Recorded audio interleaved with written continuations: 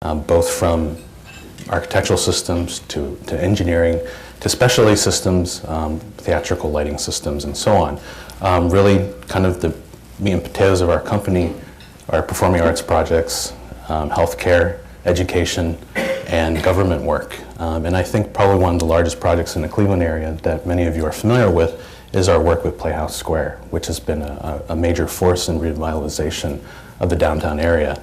So my role is to continue to push our practice forward, recognizing that sustainability is something that's here to stay, and we're just trying to improve our work as much as possible. That's great.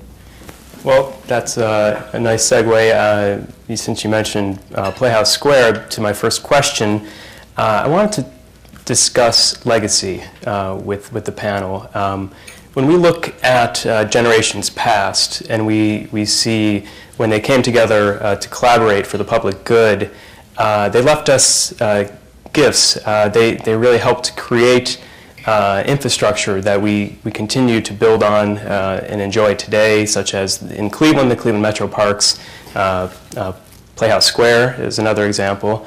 In Pittsburgh, more recently, the collaborative to set aside public space and develop green space and invite sustainable development along the riverfront is a good example of that. So I'm wondering, my first question is, how do we start thinking about our legacy, since this is a new leaders forum, thinking about what we're going to build, whether it's projects or systems, infrastructure, that we're going to leave a legacy for the next generation to build upon, similar to how generations past have done that for us.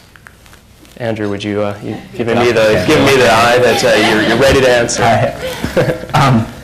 Well, we're so fortunate in Cleveland. We literally are standing on the shoulders of giants here. From our infrastructure, from the resources that we have in Cleveland, I think that when you look at it through a sustainability lens, you look at what are the bones that Cleveland has that you can use to capitalize on to create a sustainable city. And so we focus on what infrastructure do we have, why was that infrastructure created? We have an infrastructure that was created for a much larger population than we currently have, and how do you transform that infrastructure in a sustainable way or use it to create a sustainable society. So an example of that is our water infrastructure.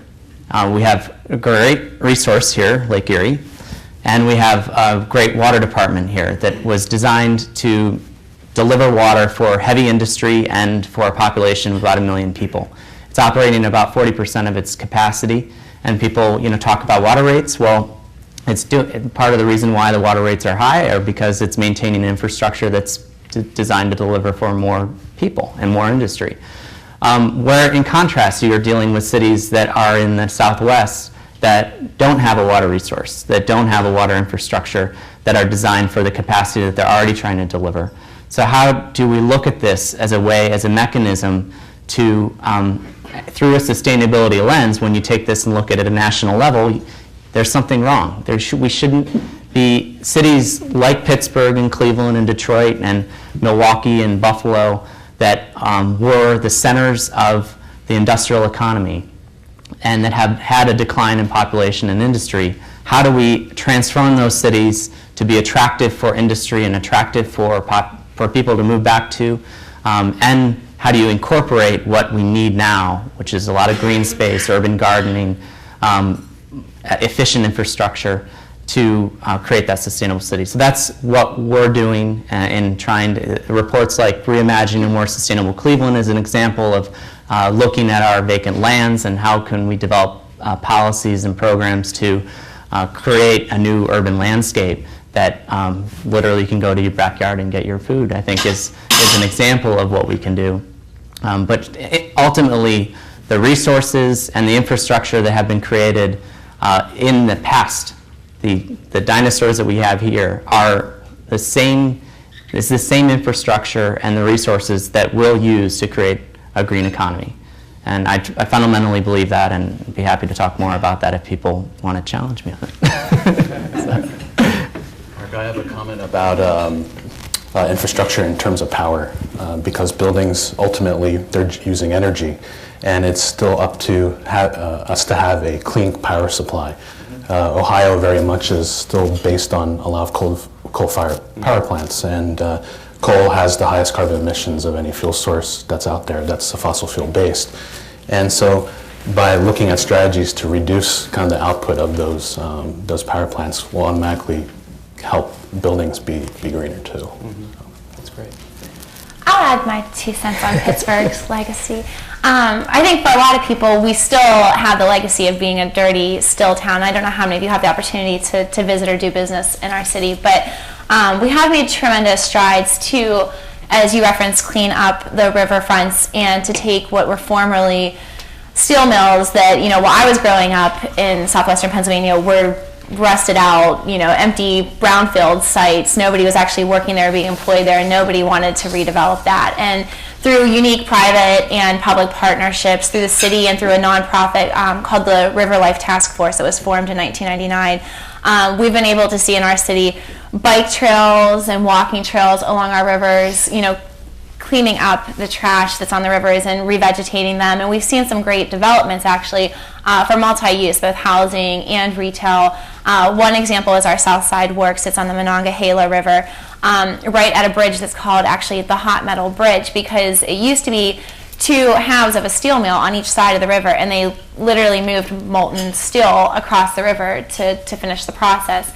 And the city was able to regain control of that bridge, and they turned half of it into a traditional vehicle bridge and the other half into a pedestrian and bike bridge linking the 2 sides of the river, so that it made it easier for people to get back and forth and commute. And now one side of the river is an industrial park that Carnegie Mellon University and the University of Pittsburgh both have research facilities in, as well as a few for-profit corporations. On the other side is a lovely place where young people like me like to go and shop and eat and go to the bars and things like that. Has some nice LEED certified residential housing there. And I hope that work like that is legacy that my generation will be carrying on. Excellent. So what I'm hearing is bike trails, new energy, urban infill development, reusing old infrastructure, whether it be land for the production of food or for bike lanes. That type of thinking is the sort of new thinking around sustainability, building sustainability into cities. So I want to ask you specifically about infrastructure. How infrastructure is the biggest investment a city can make in its future, often can shape its fortunes. When done right, it can refashion, reshape land use patterns. It can remove or eliminate redundancies.